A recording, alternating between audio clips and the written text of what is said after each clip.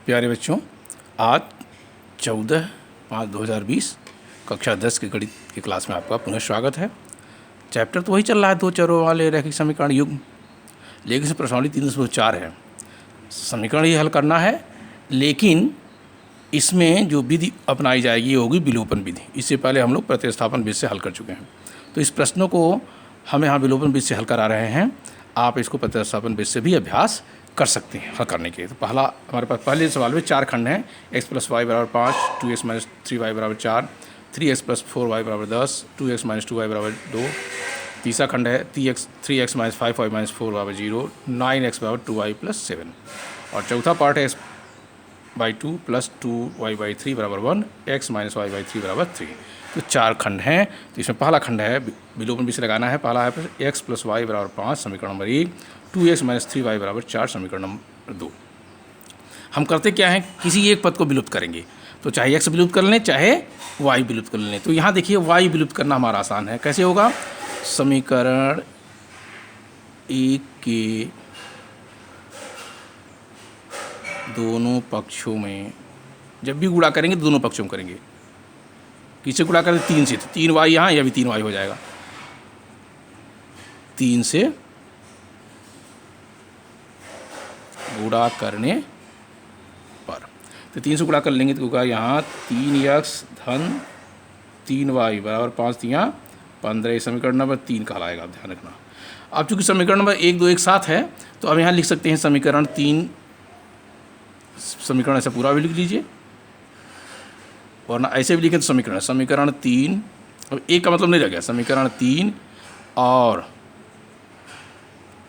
समीकरण 2 जोड़ने पर, जोड़ देंगे तो क्या मिलेगा? समीकरण 3 है, 2 है, जोड़ देंगे तो जोड़ने में चिन्ह नहीं बदलता, ध्यान रखना। 2 और 3 जोड़ दिए, दोनों में चिन्ह नहीं बदलता। तो 3y ऋणात्मक 3y धनात्मक कैंसिल हो जाएगा। अब 2x ये और 3x तो 5x आएगा। यहाँ क्या आया? 15 और 4 मिलकर क्या आया? 19। तो x बराबर आ गया 19/5।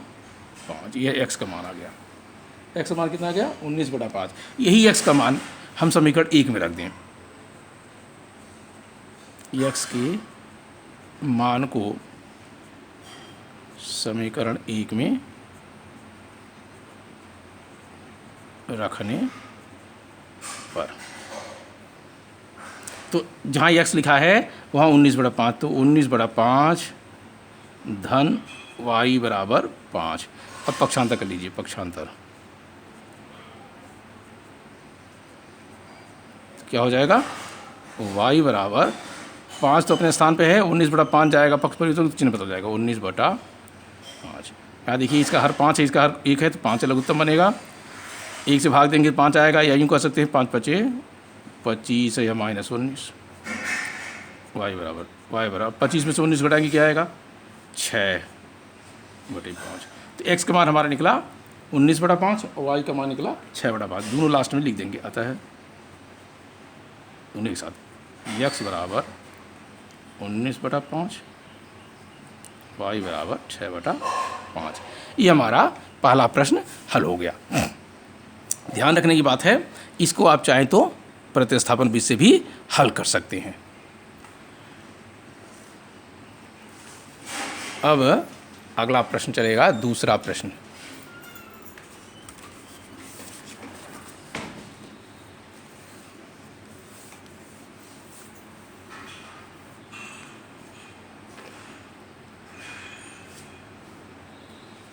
दूसरा खंड है आपका 3x + 4y = 10 और 2x - 2y = 2। समीकरण 1 समीकरण 2। अब याद देखिए, इसमें कोई भी ऐसी विधि नहीं है कि एक ही बार गुणा करें, अर्थात इसमें समीकरण 1 में और समीकरण दोनों में भी गुणा करना पड़ेगा, तभी हमारा काम सही होगा। तो अब क्या करना है? हम x को विलोपन कर सकते हैं या y कर सकते हैं। तो यहाँ लिख दें समीकरण 1 में, या ध्यान की 2 चीज़ कर सकते हैं। x गुणांक बराबर करना हो तो 2 का गुणा करेंगे, और समीकरण 2 में 3 से। यदि y को करना है तो समीकरण 1 में 2 से, तथा समीकरण 2 में एक साथ लिख दें 4 से गुणा करने पर, तो 2 से गुणा करेंगे समीकरण में, तो देखिए 2 तिहाई 6x हो जाएगा, प्लस 2 चौके 8y हो जाएगा, यहाँ हो जाएगा 20, 20 समीकरण नंबर 3 कहलाएगा। और समीकरण 2 में 4 से गुणा करना है तो ये होगा 4 दूनी 8x माइनस 4 दूनी 8y बराबर 4 दूनी 8 है। समीकरण नंबर क्या कहलाएगा 4, ठीक है ना। ये समीकरण 3 और समीकरण 4। अब सीधे लिख देंगे समीकरण 3 और समीकरण 4 जोड़ने पर, जोड़ने में से लाइन खींचिए, जोड़ दीजिए। जोड़ने में चिन्ह बदलता, 8y धनात्मक 8y ऋणात्मक कैंसिल हो जाएगा। यहाँ 6x और 8x मिलकर 6 8 मिलकर होता है 14x। यहाँ देखिए 20 में 8 जोड़ेंगे तो 28, तो x बराबर आएगा 28/14 माने 14 दूनी 28। तो x का मान क्या आ गया 2। अब यही x का मान आप जो है x का मान समीकरण 1 में रखने पर, समीकरण 1 में रखिए तो समीकरण 1 हमारे पास 3x है, तो 3 गुणे 2 धन 4y बराबर 10, 3 दूनी 6 धन 4y बराबर 10। पक्षांतर कर दीजिए,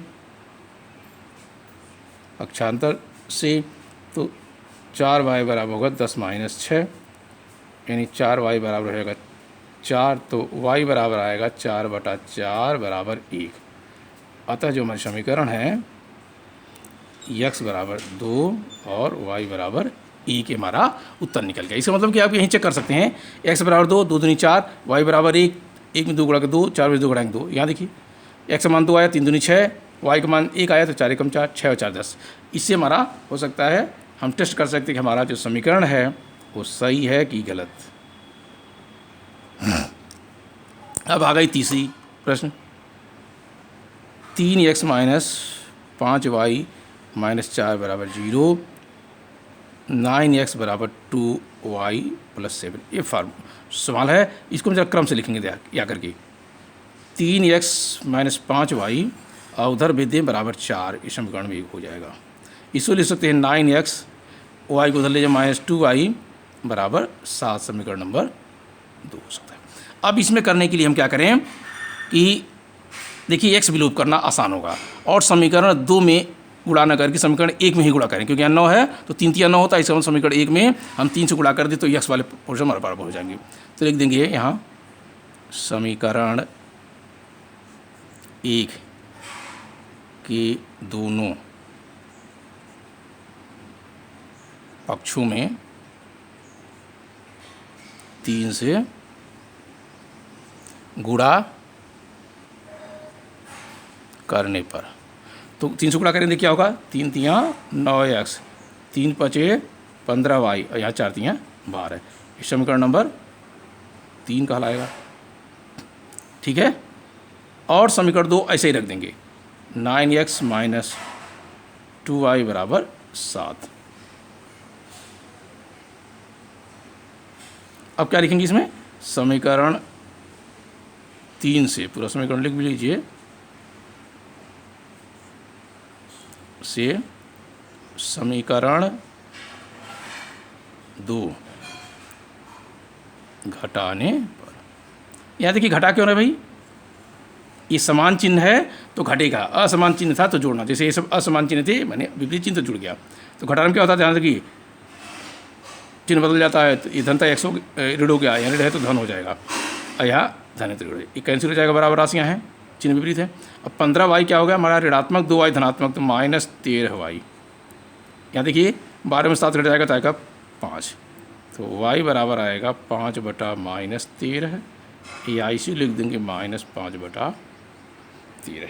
ये y के हमारे मान हो जाएंगे, और y का मान ही हम रख दें समीकरण नंबर 1 में। y का मान समीकरण 1 में रखने पर, तो रखेंगे क्या, समीकरण कहाँ दिख रहा है आपको, यहाँ ये वाला नहीं, इस पर रखेंगे। तो 3x ठीक है, -5 ठीक है। अब इसका मान लीजिए -5/13 बराबर 4। अब इनको हल करने का है। क्या होगा, 3x अब कोष्ट खुलेगा तो माइनस माइनस प्लस हो जाएगा, 25/13 बराबर 4। अब पक्षांतर कर दीजिए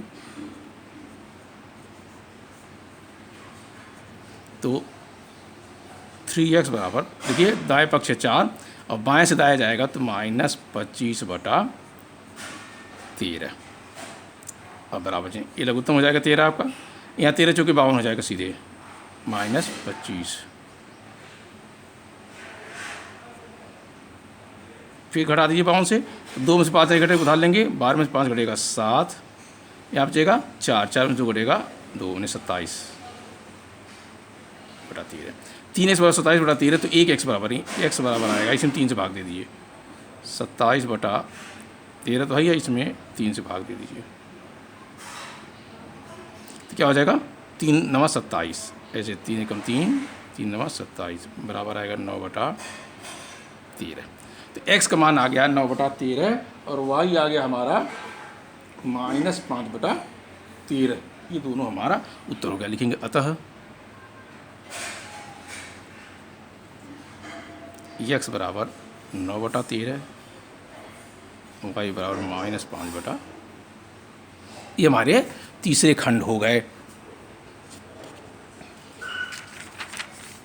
अब हमारे चलेंगे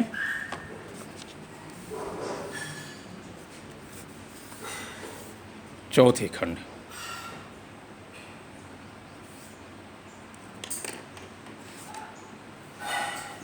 चौथे खंड है x/2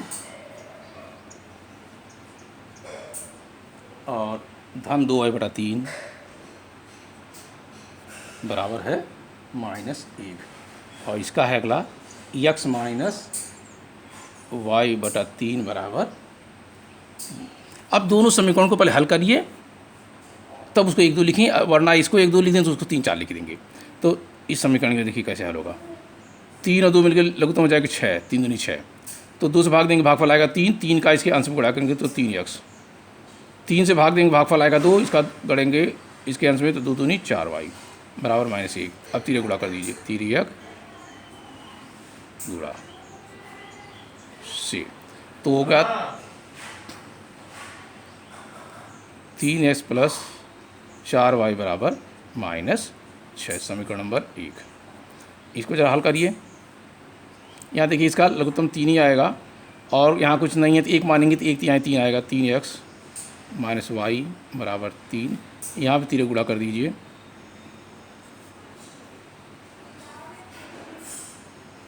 तो होगा 3x - y बराबर 3 3 9, ये समीकरण आएगा 2। अब ये दोनों समीकरण देखना, देखिए यहाँ 3x यहाँ भी 3x यहाँ भी, सीधे समीकरण 1 से समीकरण 2 घटा दीजिए, तो यहाँ लिख दें समीकरण नंबर 1 से, इसे लगाते रहिए ठीक रहेगा। समीकरण 2 घटाने पर, यदि विपरीत चिन्ह होता जोड़ देते, क्योंकि समान चिन्ह है तो घटा रहे हैं। तो समीकरण नंबर हमारे पास 1 लिखें पहले, 3x धन 4y बराबर -6, ये समीकरण 1 हो गया। यहाँ 2 लिखें, 3x - y बराबर 9, ये समीकरण नंबर 2 होगा। घटाने आपको बताया गया बार बार चिन्ह बदल जाता है, ये कैंसिल हो गया, 4 धनात्मक और 1 भी धनात्मक की 5y हो गया, दोनों ऋणात्मक हो गए, 9 6 15 -15, तो y बराबर आएगा -15/5, भाग देंगे तो 5 3 15, चूँकि माइनस है तो y बराबर -3। अब यही हो y का मान, किसी समीकरण 1 में रख लीजिए। समीकरण 1 देखिए आपका कहाँ लिखा है, यहाँ समीकरण 1 में रखने पर, तो 3x धन 4 गुणे -3 बराबर -6, 3 गुणा कर लीजिए, 4 3 12 बराबर -6, पंक्षांतर कर दीजिए तो क्या मिलेगा आपको, 3x, देखिए अपने पक्ष में ऑलरेडी दाएं पक्ष में -6 है, ये पक्ष परिवर्तन होगा, चिन्ह बदल जाएगा, ऋण से धन हो जाएगा। 3x 6 ऋणात्मक है, 12 धनात्मक, मेरे 12 में 6 घटेगा सीधे 6, तो x बराबर 6/3 माने 2। x बराबर 2 और y बराबर -3। ये हमारे इसके उत्तर आ गए।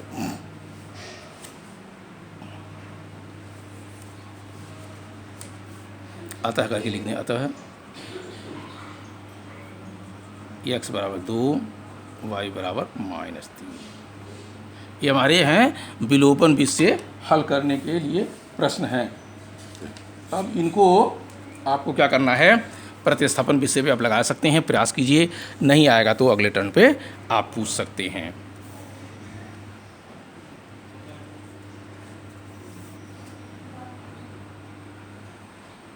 प्रश्न नंबर 2 देखेंगे। इसमें कई खंड है, चलो एक खंड हम लोग खाली देखें। निम्न समस्याओं के रैखिक समीकरणों को बनाइए, उनके हल विलोपन विधि से कीजिए। निम्न समस्याओं में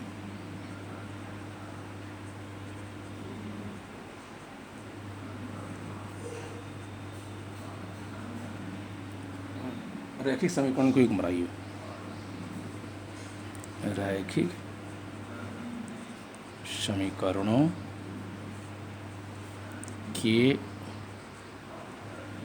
युग्म बनाइए और उनके हल विलोपन विधि से कीजिए।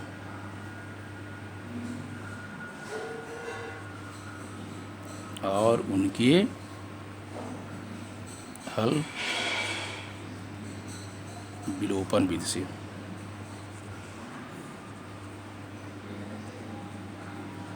किस विधि से करना है, विलोपन विधि से। तो इसमें कई खंड है, एक खंड लेके चलें।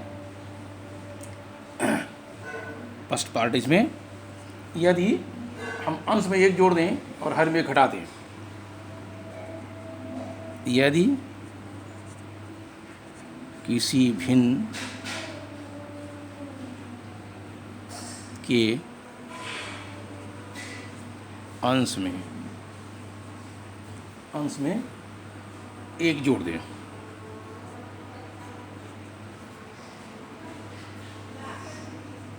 तथा हर में 1 घटा दें तो भिन्न 1 में बदल जाती है। तो भिन्न 1 में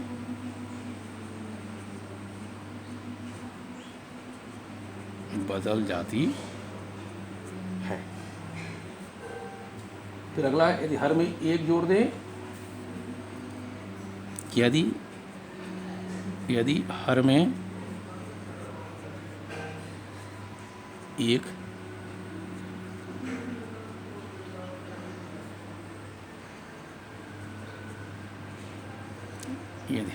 जोड़ दें,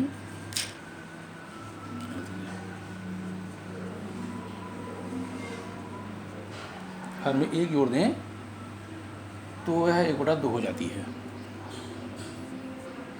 तो यह 1/2 हो जाती है। इसी भिन्न को हमें निकालना है। तो देखिए, पहला पार्ट है, इसको हल करें। अब यहाँ मानेंगे कि मान लिया भिन्न x/y, यही मानेंगे।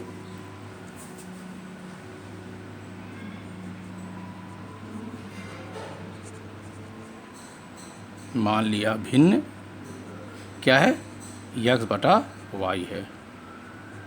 हमारे पास 2 शर्त हैं। पहला है किसी भिन्न में के अंश में 1 जोड़े तथा हर में घटा दें। तो लिखेंगे प्रथम शर्त सी। तो ये भिन्न है x/y, अंश में 1 जोड़े हर में 1 घटा दें तो भिन्न हो जाता है 1। ठीक है ना। अब इसको जरा तिरे गुणा करके हल कर लीजिए। या करके इसको ऐसा लिख सकते हैं कि x + 1/y - 1 बराबर 1। तिरे गुणा करेंगे तो क्या मिल के आएगा, इसका गुणा इसमें हो जाएगा, यानी होगा x + 1 बराबर y - 1। अब पक्षांतर कह देंगे समीकरण पहले बनाना पक्षांतर से।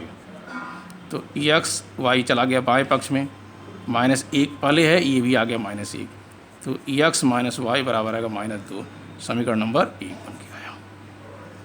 क्या बन के आया? समीकरण नंबर 1 बन के आया। अब इसी में हम अगला पार्ट भी करना पड़ेगा। द्वितीय शर्त,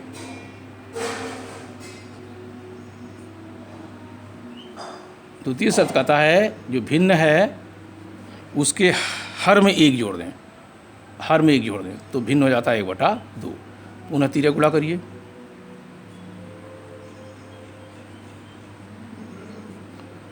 तो 2 गुणा इसमें होगा 2x बराबर y + 1। 1 गुणा होगा सेम राशि आएगी। पक्षांतर, जब पक्षांतर करेंगे तो क्या 2x - y बराबर 1, इस समीकरण नंबर 2 कहलाएगा। समीकरण 1 है x - y बराबर -2, यहाँ आ गया समीकरण 2 में 2x - y बराबर 1। अब देखिए y दोनों हमारे समान हैं, बस सीधे घटा दीजिए। क्या कर दिए? समीकरण 2 से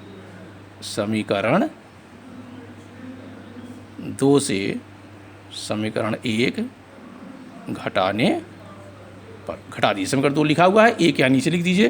क्या है? x - y बराबर -2, ये समीकरण नंबर 1 है। देखना इसमें हम क्या घटाने में क्या बताया कि आपको चिन्ह बदल जाए, ऋण हो गया, ये धन हो गया, ये धन हो गया, तो 2x में से 1 x घट जाएगा, केवल x बचेगा। y ऋणात्मक धनात्मक कैंसिल हो जाएगी, और यहाँ दोनों धन हो गए तो x बराबर 3 आ गया। अब x का मान किसी समीकरण में रख दीजिए, समीकरण 1 में रखने पर एक कहाँ है? x - y बराबर -2, तो x बराबर हो गया आपका 3, ठीक है, -y बराबर -2। पक्षांतर कर दीजिए, पक्षांतर से तो क्या होगा, -y पहले से पड़ा है, -2 यहाँ पड़ा है, 3 उधर जाएगा तो इसका मान भी धन से ऋण हो जाएगा। -y बराबर 2 और 3 दोनों ऋणात्मक, तो -5, माने 1 से 2 रुपया, 1 से 3 रुपया कर्जा है, तो दोनों कर्जा हमारे पास आए -5, -y बराबर -5, तो y बराबर आएगा आपका 5। या यूँ कह सकते हैं, ऐसा लगाना चाहे तो -5 बटा -1, और चूँकि राशियाँ धन चिन्ह धनात्मक हैं, समान है, इसलिए वो भागफल जो है धनात्मक आएगा, तो केवल 5 आएगा। अतः अब देखिए यहाँ x और y अलग नहीं लिखेंगे, अतः भिन्न लिखेंगे, चूँकि विभातीय प्रश्न है, अतः भिन्न। x बटा y बराबर x का मान कितना निकला? 3, y का मान कितना निकला? 5। ये हमारा भिन्न आ गया। अब इसमें कंडीशन चेक भी कर सकते हैं, इसमें 1 जोड़ दें तो 4 हो जाएगा, अंश में 1 जोड़ दें और हर अंश से घटा दें, ये इसमें 1 जोड़ेंगे तो 1 4 आ जाएगा, इसमें घटा देंगे 4 आ गया, 4 बटा 4 बराबर 1।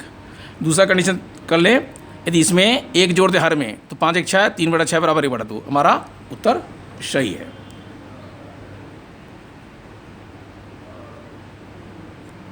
अब इसके दूसरे पार्ट, 5 वर्ष पूर्व नूरी की आयु सोनी की आयु की 3 गुनी थी।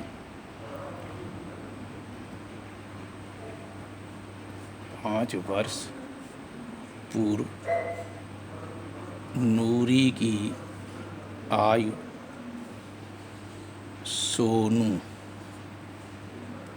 नूरी की आयु सोनू की आयु की 3 गुनी थी। सोनू की आयु की 3 गुनी थी, ठीक है। फिर इसमें आ गया 10 वर्ष पश्चात नूरी की आयु सोनू की आयु 2 गुनी हो जाएगी। 10 वर्ष पश्चात नूरी की आयु, 10 वर्ष पश्चात नूरी की आयु सोनू की आयु, सोनू की आयु की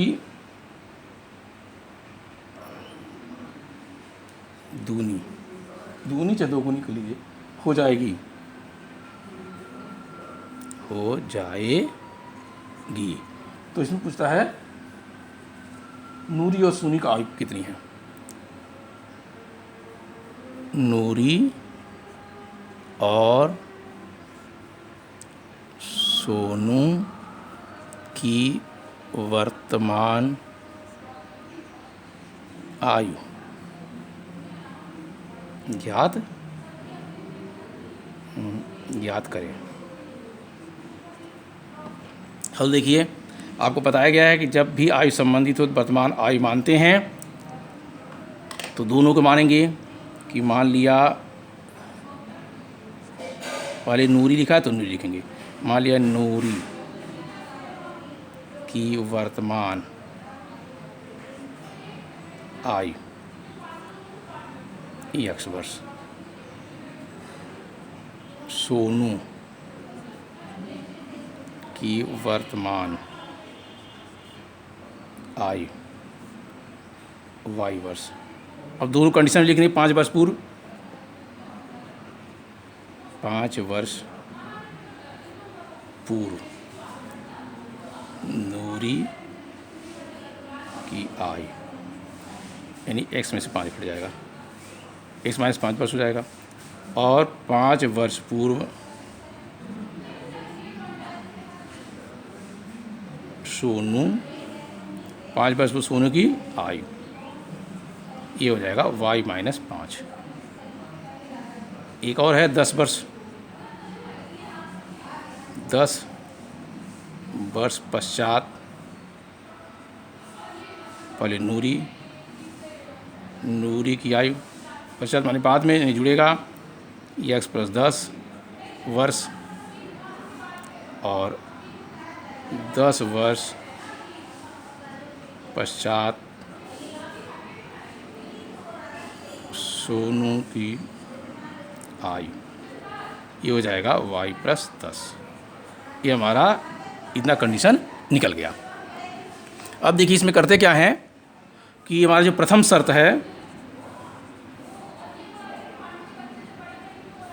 क्या कहता है, 5 वर्ष पूर्व सोनू नूरी की आयु सोनू की 3 गुनी थी। देखिए पहले आप 5 वर्ष पूर्व नूरी की आयु लिखिए x माइनस 5, और बराबर करके सोनू की आयु लिखिए y माइनस 5। तो नूरी की आयु सोनू की आयु से 3 गुनी थी, इसका मतलब सोनू की आयु में 3 का गुणा कर लीजिए और हल कर लीजिए। 3 का गुणा करेंगे 3y, 3 5 15, या x माइनस 5 पक्षांतर कर लीजिए तो समीकरण बन जाएगा। क्या हो जाएगा, x माइनस 3y माइनस 15 पड़ा हुआ है, ये 5 चला जाएगा चिन्ह बदल के, तो x माइनस 3y बराबर माइनस 10, ये समीकरण नंबर 1 बन के आएंगे। द्वितीय शर्त,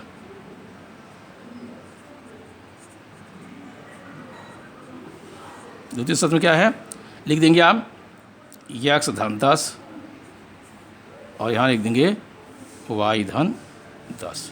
कहता था उसमें कि 10 वर्ष पश्चात नूरी की आयु सोनी की आयु दूनी होगी, तो नूरी की आयु सोनू की दूनी हो जाए, सोने वाले में दोनों गुणा कर दीजिए, 2 को गुणा करें 2y धन 20, यहाँ x धन 10। अब कर लीजिए जरा पक्षांतर, जब पक्षांतर करेंगे तो क्या मिलेगा, x माइनस 2y बराबर 20 पहले से है, 10 यहाँ चला जाएगा, x माइनस 2y बराबर 10, समीकरण नंबर 2। ठीक है ना। अब देखिए x है समीकरण 1 में, x भी है समीकरण 2 में, तो सीधे सीधे क्या होगा, समीकरण 2 से समीकरण 1 घट जाएगा। समीकरण 2 से समीकरण 1 घटाने पर, घटा क्यों रहे हैं, क्योंकि चिन्ह सेम है, तो x माइनस 3y बराबर माइनस 10, समीकरण 1 लिखा आपने और घटा दिया। घटाने में आपको बताया गया क्या है, चिन्ह बदल जाता है, ये कैंसिल हो गया, 2y ऋणात्मक था, 3y धनात्मक, तो केवल y आया, 10 10 बीट के 20। अब सीधे y का मान समीकरण 1 में रखने पर, तो समीकरण 1 आपके पास क्या है, x माइनस 3 और 20 को गुणा कर लीजिए बराबर माइनस 10, x माइनस 20 3 60 बराबर माइनस 10। अब पक्षांतर कर लीजिए, क्या मिलेगा, x बराबर आएगा माइनस 10 और 60 चला जाएगा उधर, अब चिन्ह बदल जाएगा तो प्लस 60। x बराबर क्या आएगा, 10 ऋणात्मक 60 धनात्मक नहीं 50। x कौन है, x है नूरी की आयु, अतः नूरी कितना है 50 वर्ष, तो लास्ट में लिख देंगे